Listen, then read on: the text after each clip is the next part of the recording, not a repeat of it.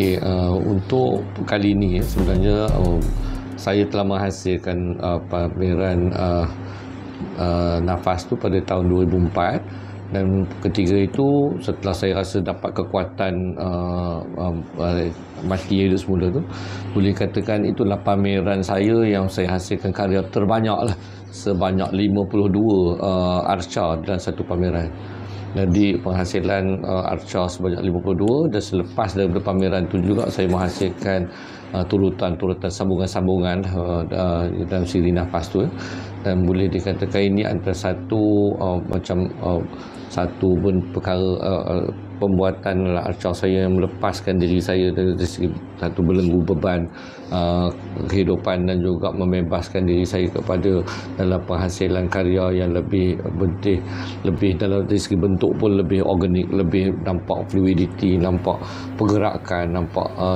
so dah okey. Apa yang nak saya katakan, so saya untuk pameran ni senafas ni kesinambungan juga daripada pameran nafas, tapi cuma saya tidak akan mengulang apa yang telah berlaku ataupun yang saya buat ketika nafas tu, sebab nafas tu satu pameran arca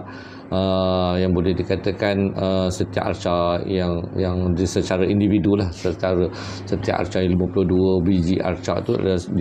berdiri secara individu. Tapi untuk kali ini saya nak menghasilkan senafas ni dia lebih kepada instalasi lah, instalasi yang mana walaupun saya akan gunakan sebahagian daripada arca-arca nafas tadi, tapi saya rasa saya akan gunakan elemen-elemen nafas ni ada satu presentation yang berbeza untuk memberi pemaknaan yang mungkin lebih dalam jugalah dari segi dia punya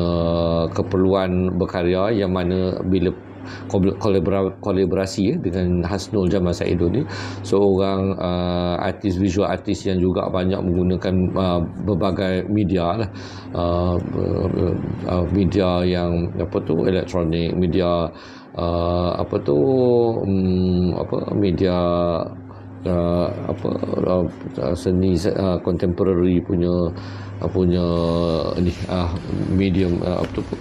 video art macam-macam. Dan saya rasa ini untuk saya juga untuk jadikan dia sebagai satu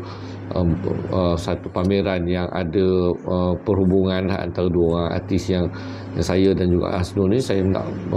kolaborasi ini juga membawa kelainan, bukan sekadar arca biasa. So instalasi yang juga saya dulu pada awal pengkaryaan semasa tahun 90-an juga saya banyak involved dalam instalasi ni, dan juga pameran contohnya kalau dalam 2010 siri Rhythm 21st Century sendiri pun ada instalasi dalam arca tu. Okey, siri Gembala pun ada instalasi. So saya rasa saya bawa satu pameran yang bersifat lebih nampak dari segi dia bukan sekadar single piece sculpture lah, bukan presentation, tetapi satu himpunan karya-karya juga yang diletakkan dalam ruang sebagai memberi impact kesan kepada orang yang dapat hadir atau duduk di dalam situasi perletakan arca dan juga gabungan membentuk suasana itu sendirilah. So, saya rasa saya cuba untuk nak jadikan juga satu medium kesenian yang juga bukan sekadar arca biasa. Begitu. So itu antara saya bercadang lah.